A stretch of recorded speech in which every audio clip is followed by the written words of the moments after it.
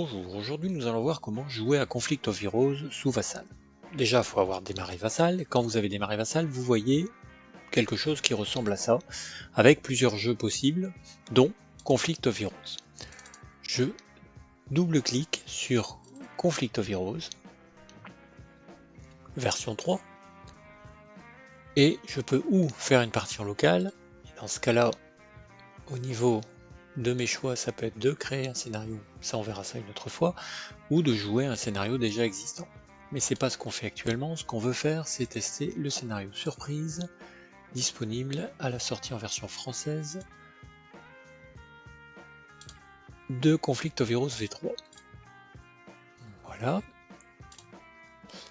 Le Vassal me demande quelle nationalité je veux, quel camp.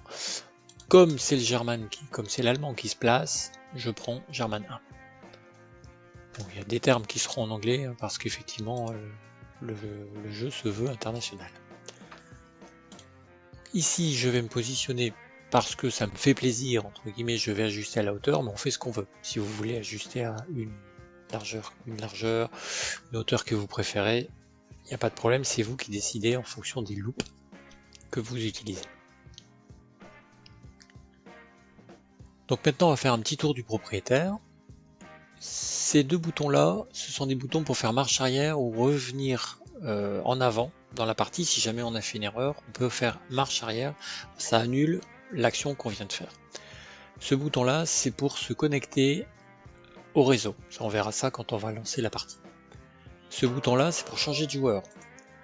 Je peux très bien abandonner et laisser un autre joueur prendre mon camp ou moi-même vouloir prendre un autre camp.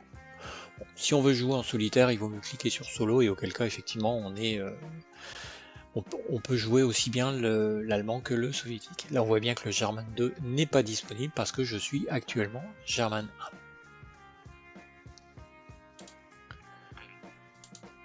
Ce bouton là c'est pour afficher les points de victoire actuels. Donc les points de victoire actuels au démarrage, l'axe a un point de victoire, en tant que défenseur il a un point de victoire.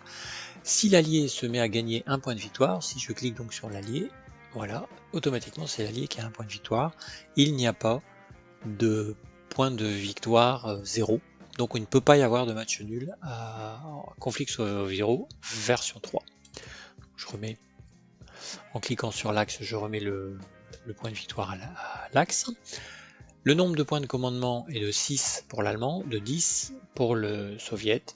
Ça c'est dans les règles du scénario. Pour l'instant, personne n'a d'éliminé pour l'allemand 1, personne n'a éliminé pour l'allemand 2, etc. Ce bouton là, je n'y touche pas parce que ce bouton c'est pour changer de tour, pour passer au tour suivant. Donc effectivement, je vais passer du tour 1 au tour 2, ça voudrait dire qu'on n'aurait même pas encore commencé à se placer, et on serait déjà au tour 2. On va quand même pas le faire. Ça explique où on en est par rapport au tour. Donc, il peut y avoir des informations du style renfort allemand, etc. si celui qui crée le scénario l'a fait. Bon, moi personnellement je l'ai pas fait, mais ça peut se mettre à cet endroit-là.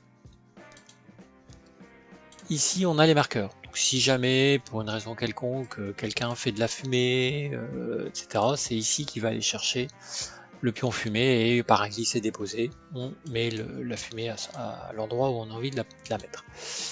Si on veut la supprimer, hop, on clique droit.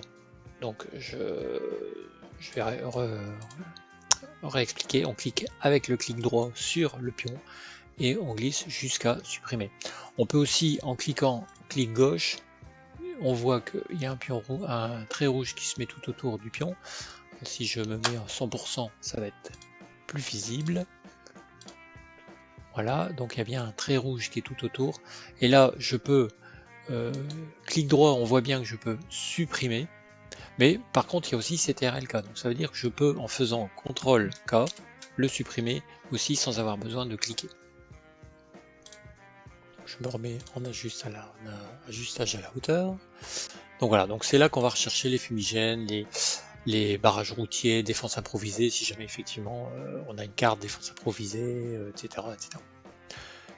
On a créé aussi une cible tir à l'aveugle qui permet effectivement de dire bah voilà je tire là. ça permet d'indiquer effectivement à l'adversaire qu'on est en train de tirer à cet endroit-là, parce qu'il n'y a pas d'autre moyen que de faire ça. Je le delete. Ici, ça permet de savoir quelles sont les cartes en main. Donc là, on voit que le joueur russe, il a 2 cartes bataille. Alors ce ne sont pas des cartes bataille, ce sont des cartes objectifs, mais les cartes objectifs sont considérées comme des cartes bataille, donc il a actuellement 2 cartes bataille, vu que le soviétique doit choisir un objectif parmi 2. Et donc pour l'instant il a effectivement 2 cartes, et il va en éliminer une, mais comme je suis allemand, je ne peux pas voir, je ne peux pas aller voir sa main. Et moi j'ai une carte vétéran en tant qu'allemand, j'ai une carte vétéran, une carte arme. La carte vétéran me permet effectivement d'être comment dirais-je, de pouvoir tirer deux hexagones plus loin et d'avoir un bonus de 2 points quand je tirerai avec mes T34B, une fois par T34B et par tour. Si je fais apparaître mes T34B, bien entendu, parce que le fait de les faire apparaître m'empêche d'avoir des points de victoire, de ne pas les avoir fait apparaître. Mais c'est toujours la possibilité de le faire. Et j'ai une carte arme qui est la démolition, qui permet à un Panzerschreck, un Panzergrenadier, de pouvoir, sur un malentendu, rentrer dans la case d'un char et le faire sauter, alors que de manière normale, un Panzergrenadier est incapable de faire sauter un T-34C.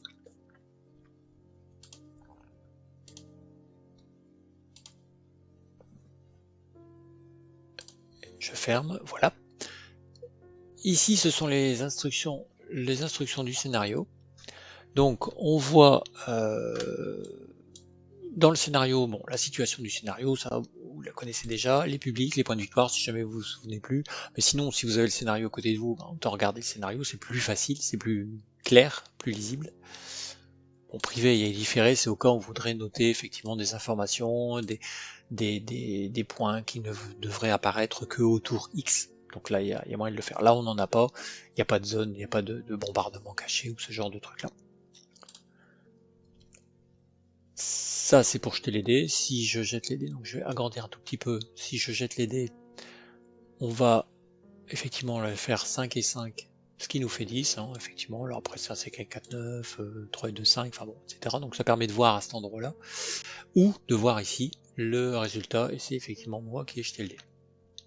Ici, on a la possibilité de jeter un dé ou 3 dés. 3D, c'est une réminiscence, je dirais, de la version 2. Si quelqu'un a envie de jouer en version 2, malgré qu'il soit en version 3, bon, c'est encore possible en jetant 3D, donc il y a possibilité. On jetait 3D et on gardait, je sais plus, on gardait le meilleur et le moins bon, enfin un truc comme ça, si mes souvenirs sont bons. Et là, c'est le dé de fatigue, on va dire. Et donc, ce dé-là, donc pareil, on l'indique à cet endroit-là, et la couleur change et le chiffre apparaît, mais on a aussi le chiffre qui apparaît à cet endroit-là. Les overlays, si vous voulez mettre des overlays, mais là, les overlays sont déjà mis, donc ce n'est pas la peine de mettre des overlays supplémentaires, on les a déjà mis, c'est pas nécessaire.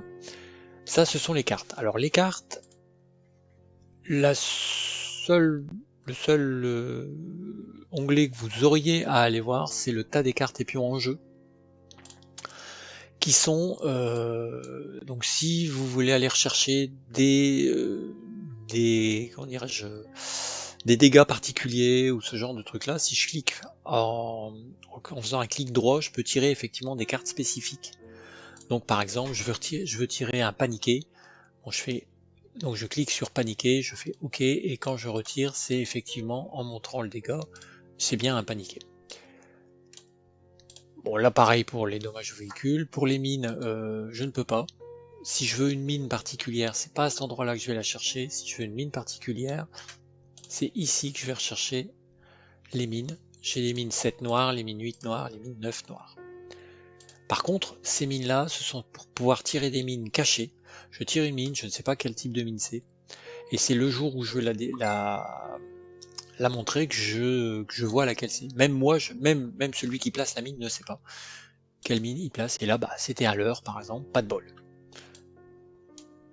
Là, ce sont les wrecks, c'est-à-dire les carcasses de chars brûlés. Donc, on verra qu'effectivement, le jeu gagne en intérêt à jouer avec des carcasses. Et ça, c'est si on joue avec le réveil de l'ours, donc on n'en a pas besoin. Les cartes sont là pour aller les chercher, et ça, c'est la carte de défense. Normalement, c'est tout ce que vous allez avoir besoin. Les autres cartes, 4 objectifs en jeu, il n'y en a pas, et on ne la montrera pas. Sauf à la fin du tour, le russe pourra effectivement dévoiler sa carte, et donc elle apparaîtra à cet endroit-là. Ce sont les cartes pour générer les scénarios là. Bon, c'est le restant des cartes, les cartes qu'on n'a pas utilisées. On voit bien effectivement l'objectif 3, l'objectif 4, donc ça on n'en a pas besoin pour le scénario. C'est les endroits où on va chercher les cartes pour créer des scénarios. Les cartes armes, pareil, c'est là où on va chercher les cartes. Les cartes vétérans, pareil. Il n'y a pas besoin d'y aller. Je vous dis, la seule, c'est ici, c'est le tas de cartes et puis en jeu. Au cas où, et normalement, vous n'en avez pas besoin d'y aller. Parce que tout est fait de manière automatique. On arrive à l'allemand. Donc, l'allemand, on voit que je ne peux pas voir la main de l'allemand numéro 2 parce que je suis allemand numéro 1, donc même moi je ne peux pas voir la main de l'allemand numéro 2. Je peux voir mes renforts, je peux voir les unités allemandes heureusement, et je peux voir ma main. Donc si je clique sur ma main, je vois effectivement qu'actuellement j'ai une charge de démolition, j'ai la carte mieux équipée. Et je peux cliquer sur cette petite icône qui représente une carte pour prendre une carte. Donc je la prends, je la mets à côté, je reprends une autre carte, je la mets à côté. Alors faites attention, si vous prenez plusieurs cartes d'affilée, elles se superposent. Donc là, vous voyez, ce bouton-là pour revenir en arrière, je reviens en arrière 2 fois et mon action éclair, j'ai eu 2 actions éclair coup sur coup. Mon action éclair en fait a écrasé la précédente action éclair. Donc si je refais ici, je vais à re-action éclair, et là j'ai maintenant rassemblement. Donc si je reviens en arrière, vous voyez, donc c'est pour ça que je vous préconise effectivement, une fois que vous avez récupéré une carte, de la mettre à côté pour ne pas vous demander où sont mes cartes. Donc effectivement, bon là moi j'affiche de cette manière-là parce que j'ai relativement une bonne vue, mais si vous voulez voir mieux, vous pouvez même voir à jusqu'à 200% si vraiment vous avez des problèmes de vue. Donc là, normalement, il n'y a pas de problème, vous devriez voir vos cartes. Le russe, je peux pas le voir, le polonais, je peux pas le voir, c'est normal. Ce bouton-là, c'est pour vérifier une ligne de vue, comme son nom l'indique. Donc ça permet, bon, à Conflict of Heroes, on a le droit de vérifier les lignes de vue. Alors, l'allemand aura des pions invisibles. Il n'y a pas de vérification de ligne de vue invisible. Donc, bon, là, il va falloir soupçonner que c'est visible, mais sinon, il suffit de cliquer à l'endroit où on démarre, et en maintenant cliquer, jusqu'à l'endroit où on veut tirer. Par exemple, là je sais que j'ai une portée de 12, mais je passe par la colline, donc je ne peux pas tirer à cet endroit-là. Par contre, ici, avec une portée de 11, c'est tout juste, mais ça passe. Et si je clique, je supprime les lignes de vue. Tant que je n'ai pas, tant que je reclique ici, tant que je n'ai pas supprimé, je fais des lignes de vue. Il faut ensuite cliquer en dehors de la ligne de vue, voilà, pour vraiment être certain. Tant qu'il est marqué portée, ça veut dire que je suis en train de vérifier les lignes de vue. Ça, c'est pour prendre une photo de la map, en fait, de la carte en cours. Ça permet pour faire des comptes rendus ou ce genre de trucs là. Ce sont les loops, là, plus, moins, et puis un niveau particulier. Donc là, moi, généralement, effectivement, je fais hauteur ou largeur en fonction du scénario. Ça permet effectivement de cacher ou de montrer les unités. Bon, par exemple, là, je n'ai pour l'instant pas d'unité, mais j'ai les points de contrôle. Si je clique ici, les points de contrôle disparaissent. Ça me permet de voir ce qu'il y a en dessous. Par contre, ça ne cache pas les overlays. Les overlays restent. C'est normal, hein, vu que ce sont des overlays. Ici, c'est dans le cas où on joue avec vraiment des grosses cartes. Si par exemple je me mets, parce que j'ai des problèmes de vue ou ce genre de truc là, je me mets en 75, je veux aller voir un autre endroit. Donc là, je peux effectivement aller cliquer là et je vois, voilà, si je veux aller voir là, paf. Ensuite, je clique à côté, pardon, je clique dessus. Je clique là plutôt et hop, je suis à cet endroit-là. Ça c'est intéressant pour des énormes cartes. Bon, là, je dirais que ça n'a pas vraiment d'intérêt. J'aurais juste à la hauteur. Et le dernier, c'est le point pour enlever le mouvement des unités, parce que toutes les unités qui bougent ont un petit marqueur comme quoi elles ont bougé. Donc ça permet effectivement de supprimer le marqueur move. Il n'a pas vraiment trop d'intérêt ici. Donc maintenant, l'allemand va se placer. Donc comment se placer? C'est simple, je vais aller voir donc dans mes renforts, parce que dans mes renforts j'ai tout ce qu'il faut pour me placer. Qu'est-ce qu'il indique? Donc là je vais agrandir un petit peu pour que vous puissiez bien voir ce qui est écrit. Donc mise en place en premier, à l'ouest de 8R, à l'exception des overlays de collines, H1 à H6, les tranchées et retranchements doivent être placés en terrain non couvert. Et ce qui a été rajouté par la suite, c'est que les canons doivent être dans des retranchements. Donc les canons devant être dans des retranchements, les retranchements n'étant pas considérés comme du couvert en version 3, les canons seront visibles. Ce qui est très important, parce que automatiquement le russe va savoir où est mon canon le plus dangereux, c'est-à-dire le canon de 7 cm 5. Donc là je me place, je vais me placer, on va dire, vite fait, et puis on verra bien. Donc hop, je me place comme ça, hein, je prends des pions, je les mets là, etc. Bon, pour l'instant, je vais placer un peu n'importe comment. Yop, yop. Mon moltier. Les tranchées. Voilà, ma mine. Et mes retranchements. Voilà, donc ça, du coup, j'en ai plus besoin. Ah, pardon, c'est pas cette croix-là que je dois cliquer, c'est celle-là. Voilà. Et je vais me placer. Donc, et voilà, et donc maintenant, bah voilà, je me suis placé, je vais les rendre invisibles. Alors pour les rendre invisibles, c'est simple, ou clic droit et invisible, ou on voit que c'est CTRL-I. Donc je fais CTRL-I. Voilà. Alors, lui il peut pas être invisible parce qu'il est dans un retranchement. Lui il peut être invisible. Lui il peut être invisible. Lui il peut être invisible. Lui il peut pas, lui il peut être invisible. Lui peut être invisible. Lui peut être invisible. Et voilà. Donc on voit qu'on le voit, mais moi je sais qu'ils sont invisibles. Et d'ailleurs, si je change de joueur et que je deviens observateur, ou soviet, hein, pareil, hop, tout le monde a disparu. Donc on ne voit plus que ça. Ah, j'ai oublié de cacher mon multi.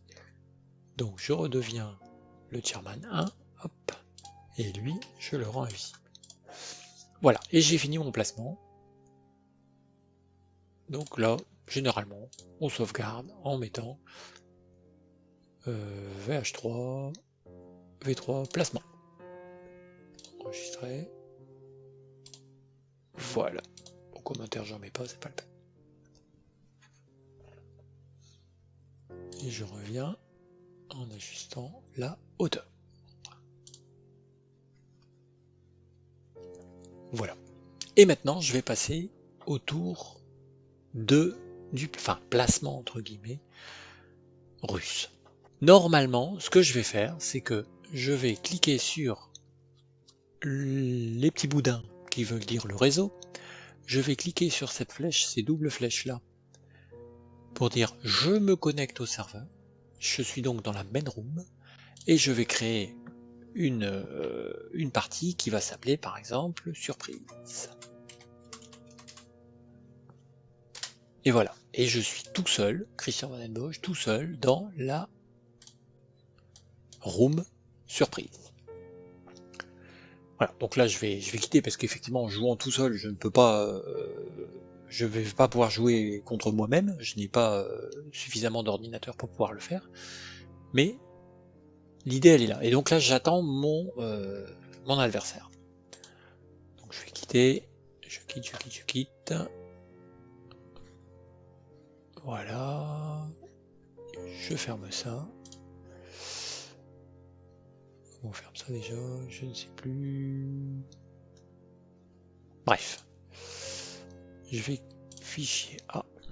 Ah oui, je suis bête. Donc je ferme ça. Voilà.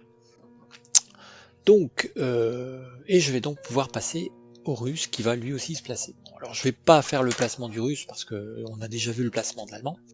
Ce que je vais faire, c'est que je vais vous montrer les caractéristiques du russe pour la carte objectif, parce que c'est ça qui est important. Donc passons, devenons russe, soviet 1. Voilà. Donc là, le russe arrive sur dans la partie surprise et voit ça. Ici, ok, donc maintenant je vais me placer, etc. Par contre, il va choisir, il va dire qu'est-ce que je fais? Est-ce que je cherche à faire sortir mes chars ou est-ce que je cherche à éliminer tous les Allemands? Donc je me pose la question, je me dis, bon, je vais aller dans ma main et je vais, par exemple, l'objectif. Alors c'est quoi l'objectif 1? C'est quoi l'objectif 2? C'est simple, je retourne voir, pardon, pas là, je retourne voir dans les données publiques. L'objectif 1, c'est percer la défense, c'est les gens sortis. L'objectif 2, c'est les éliminer. Bon, allez, moi je suis parti pour les éliminer. Je vais prendre l'objectif 2. Donc je supprime l'objectif 1. Je clique dessus, je clique droit et je fais delete. Si je fais delete, on voit bien qu'effectivement, quand je regarde là, il se passe rien. C'est-à-dire, il n'y a aucun texte, personne ne sait quelle carte j'ai deletée. Voilà. Et à la fin de la partie, pour dévoiler mon objectif, je vais faire dévoiler l'objectif. En cliquant sur dévoiler l'objectif, il va disparaître de la main du russe et il va apparaître dans la carte des objectifs en jeu et on verra bien que c'était bien l'objectif 2 que j'avais joué. Voilà, c'est tout ce qu'il y a à dire pour pouvoir faire une partie. Ensuite, chaque pion, si je prends deux pions, voilà, chaque pion peut être, donc en faisant un contrôle droit ou contrôle gauche, peut être pivoté. Si, donc pareil, si vous voulez faire avancer un groupe, vous cliquez une fois dessus, donc je vais agrandir, je vais mettre en grand, hop, voilà. Si vous cliquez une fois dessus, pardon, pas deux fois, une fois, si vous cliquez une fois dessus, le groupe complet apparaît, et donc si vous voulez le faire pivoter ou si vous voulez le faire avancer, tout le monde avance. Si par contre vous ne voulez utiliser que le pion du dessus ou que le pion du dessous, il faut double-cliquer. Vous cliquez deux fois dessus, vous voyez bien que vous pouvez choisir ou le pion qui est au-dessus ou le pion qui est en dessous. Vous voyez? Et donc là, si je veux le faire reculer, bon ben voilà, il recule tout seul. Ça c'est important à savoir parce qu'effectivement sinon vous risquez vous de mélanger les pinceaux en reculant deux alors que vous voulez en reculer un, etc. Bon, c'est pareil, par exemple, si vous voulez que le pion du dessus passe en dessous, ou si vous voulez que le pion du dessous passe au-dessus, il suffit simplement de faire flèche droite ou flèche gauche. Si je fais par exemple flèche droite, pouf, automatiquement, c'est le pion du dessous qui passe au-dessus, je refais flèche droite, c'est le pion du dessous qui passe au-dessus, enfin, etc. Constamment. Donc là, ça permet de simplifier effectivement les choses. Autre point à savoir, quand vous prenez des dégâts, c'est simple, vous faites tirer les dommages, CTRL D ou CTRL D, vous récupérez un dégât. Vous double-cliquez et vous cliquez sur examiner ou CTRL P. Quand vous faites examiner, vous voyez le dégât, mais votre adversaire ne le voit pas. Parce que si vous recliquez ensuite, hop, il disparaît. Par contre, si vous faites montrer les dommages, là, votre adversaire le voit.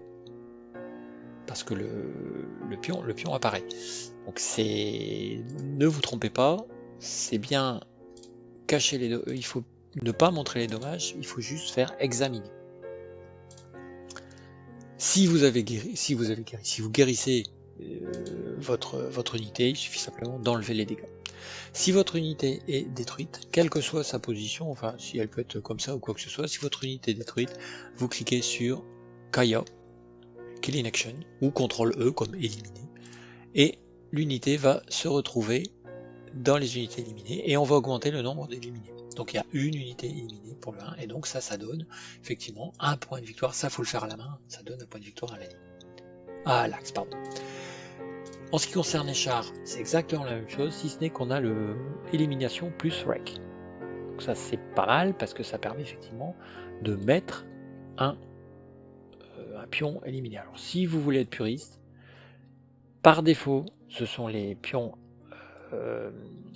dégâts allemands qui arrivent, donc faut faire touche supérieure, clic. Chaque fois que vous ne pouvez pas toucher un pion, ça veut dire qu'il faut faire la touche supérieure, touche shift, et là, cliquer droit et faire retourner, et là ça devient du russe. Bien, maintenant, imaginons que vous vouliez jouer. Comment jouer au mieux, le plus simplement possible en fait, on va dire. Donc par exemple, je suis russe, j'ai envie de me déplacer en groupe avec ces 4 unités là. Donc je vais agrandir un petit peu. Voilà, j'agrandis encore un petit peu. Voilà. Je veux déplacer ces 4 unités là. Quand je les entoure de cette manière-là, l'Allemand ne voit pas que j'ai entouré ses troupes. Donc si je dis, bah voilà, je vais bouger ces unités-là, il ne sait pas lesquelles je vais bouger. Une solution, la solution en fait qu'on propose, c'est effectivement de mettre un tag qui est un tag de groupe, qui est donc CTRL-G, CTRL-G, G comme groupe. Donc quand je fais ça, toutes les pièces que j'ai désignées dans le groupe deviennent surlignées de rouge. Donc ça montre bien effectivement, donc l'allemand voit bien que ce sont ces pièces là que je veux bouger. Maintenant je décide de les bouger, donc je peux les bouger en utilisant des PC ou les bouger en utilisant mes points d'action. Si j'ai envie de les bouger en utilisant les PC, je l'indique effectivement à mon adversaire en lui disant ou en lui écrivant. Il y a toujours possibilité d'écrire j'avance, donc j'avance, il faudrait que j'enlève mes moufles, avec des PC. Voilà. Donc on voit bien que sur la gauche, j'avance avec des PC. Mais je peux aussi, donc si j'ai Skype ou Discord, ou enfin n'importe quel autre outil de communication, lui dire réellement. Je baisse par exemple mon nombre de PC, voilà, je suis passé de 10 à 9, et ça du coup j'en ai plus besoin, je le ferme, et je vais commencer à bouger. Donc là, donc, comme j'ai dit que je bougeais ce groupe là, je peux très bien dire celui-là par exemple fait 1, 2, toc, 3. Celui-là va faire 1, 2 et 3. Et celui-là, par exemple, va faire 1, 2, 3, et le dernier fait 1, 2, et s'arrête là. Alors c'est 3, pourquoi? Parce qu'en fait, effectivement, les chars ont une capacité de déplacement grâce aux chenilles de 2 hexagones supplémentaires. Ça, je ne vais pas vous apprendre les règles. Voilà, et donc maintenant ces unités sont stressées. Alors, pour stresser ces unités, je les choisis toutes, ou alors je clique sur une et je garde la touche Shift appuyée et je choisis les autres. Voilà, et je fais le tag de stress, donc c'est CTRL S. Voilà. L'allemand décide de faire quelque chose ou pas. S'il ne fait rien, imaginons par exemple je veux bouger ces 5 unités là. Donc je décide que ces 5 unités là, je vais les déplacer en groupe. Alors pour l'instant effectivement mes autres unités sont restées effectivement stressées et dans un groupe, mais j'ai décidé de désigner les autres unités et je les avance de 1, 2 et 3. Et je n'ai pas utilisé de PC, donc j'ai pas dit que j'utilisais de PC, donc là dans ce cas là effectivement je dois jeter le dé, je vais positionner mon curseur sur le dé et je jette le dé. J'ai fait 4, 4 c'est supérieur à 1, donc je ne suis pas stressé. Je ne suis pas stressé, si je suis stressé, mais par contre je ne suis pas fatigué. Voilà, et je fais CTRL S, et le fait de faire CTRL S stresse mes unités, déstresse mes autres unités, et enlève les tags de groupe. Voilà, donc ça permet de simplifier plutôt que de devoir commencer à je les enlève moi-même, etc., etc. Le fait de stresser ou de déstresser, le fait de stresser une unité déstresse les autres unités amies du même camp, c'est-à-dire du même joueur. C'est-à-dire que si vous jouez à 4, si l'allemand 2 ne va pas être déstressé parce que l'allemand 1 a joué. C'est quand même, ça surveille quand même ça. Donc voilà. Maintenant, je vais prendre encore un autre cas. Imaginons, je vais prendre cette unité-là. Voilà. Je suis à côté d'une unité, je ne sais pas s'il y a quelqu'un ou pas, je décide de tirer dessus, je lui dis bon bah voilà, je tire. Alors on peut très bien dire je tire dans la maison, comme ça, qui est adjacente, mais on peut aussi utiliser une cible tir à l'aveugle, qu'on met ici effectivement là, en disant je tire sur cette cible là, comme ça au moins tout le monde voit, en imaginant que je ne suis pas adjacent mais que je suis ici, tout le monde voit que je suis en train de tirer là. Si je suis à plusieurs à tirer, c'est possible, je peux faire un tir groupé. Donc dans ces cas-là, voilà, attendez, je vais les déstresser quand même. Alors pour déstresser sans, comment dirais-je, sans stresser d'autres unités, c'est CTRL, ALT et T. En fait, c'est un tag. Là, par exemple, celle-là, je les déstresse aussi. Voilà, CTRL, ALT, T, ça les déstresse. Donc là, par contre, je dois dire qui est le leader. Et le leader, c'est simple, c'est un tag encore, c'est CTRL T. CTRL L comme leader. Voilà, il devient vert. Et lui, c'est CTRL G et CTRL G. Voilà, c'est le groupe appartenant au leader. Et je tire. Voilà, je tire, je fais le résultat du tir, etc. Enfin bref, ça c'est, je veux dire, je jette 2 dés, on va essayer de louper. Comme j'ai fait 5, automatiquement, je jette pour si je suis stressé. Voilà, j'ai fait 5, c'est stressant pour tous les chars. Donc par exemple celui-là, il faudrait que je le remette, voilà, comme ça. Voilà, donc les chars, ils sont tous utilisés. Donc comment je fais pour faire utiliser? CTRL U. Et hop, ils sont tous used. Et comme c'était une action de groupe, vu que les unités elles étaient avec, les unités sont used elles également. Utilisées ou used. Voilà. Si une unité, pour une raison quelconque, revient fraîche parce qu'on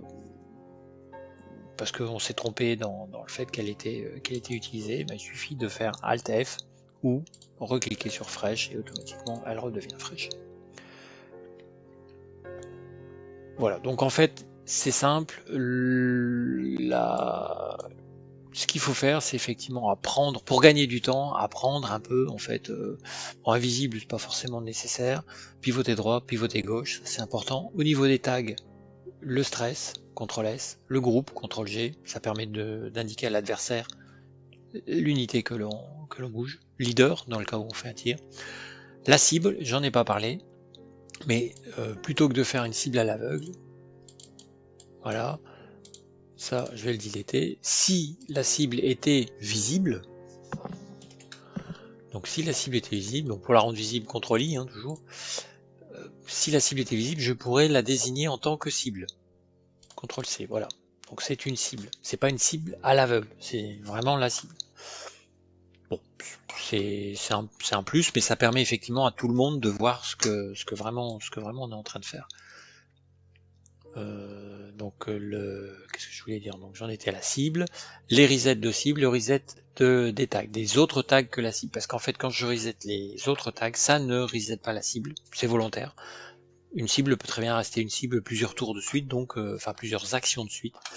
Donc j'ai préféré ne pas resetter les cibles dans ces cas-là. Tirer les dommages, donc fraîche utilisé, bon c'est à cet endroit-là. Tirer les dommages, c'est effectivement quand on se prend un dommage, on tire les dommages à cet endroit-là, ou alors on fait un CTRL D.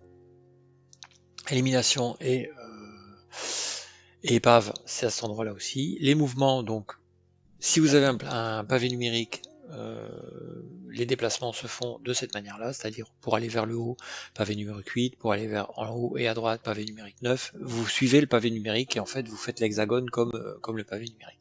Alors vous allez me dire, dans ce cas-là, pourquoi vous avez fait un pavé numérique 4 et un pavé numérique 6? Parce qu'effectivement, il n'y a pas. Mais c'est parce qu'en fait, on a la possibilité de jouer sur des maps qui sont verticales. Et quand les maps sont verticales, on peut effectivement aller à droite et à gauche. Par contre, on ne peut plus aller en haut et en bas. Donc j'ai donné la possibilité de faire tous les mouvements pour que tout le monde puisse se déplacer comme il veut. Le Kaya, c'est pour tuer la personne. Voilà, donc là, au niveau des éliminations. Et dernière chose, quand vous avez fini, quand tout le monde a fini de jouer, et qu'on change de tour, il suffit donc de cliquer sur ce bouton-là, le bouton de l'horloge, pour changer de tour. Alors, ce que fait le bouton de l'horloge, il avance le tour d'un, il remet fraîches les unités qui étaient utilisées, il enlève les stress aussi également. Bon, par exemple, je vais stresser cette unité-là, voilà, et il diminue le nombre de le niveau de fumigène. Je vais mettre un fumigène pour montrer. Voilà, donc là si je clique sur tour suivant, mon fumigène passe à +1, toutes les unités sont de nouveau fraîches. Bien sûr, j'enlève pas les dommages ou tout ça, hein, mais effectivement ça permet de gagner quand même un peu de temps et un peu de manipulation. Voilà, c'est à peu près tout ce que j'ai fait pour le Conflict of Heroes en version 3. J'espère que vous allez apprécier de pouvoir jouer et surtout de pouvoir tester ce module et de me remonter en fait si le module est bien équilibré, de manière à ce que les deux joueurs prennent plaisir et du stress entre guillemets, à savoir est-ce que je vais gagner ou pas. Faut pas qu'à la fin du premier tour la partie soit pliée, quoi. Si c'est à la fin du deuxième ou du troisième tour, ça peut être effectivement lié au fait que l'autre joueur a mieux joué, mais si à la fin du premier tour la partie est pliée, ce n'est pas normal. Ou alors c'est que vraiment il y en a un qui joue nettement moins bien que l'autre, quoi. Voilà, à bientôt, au revoir.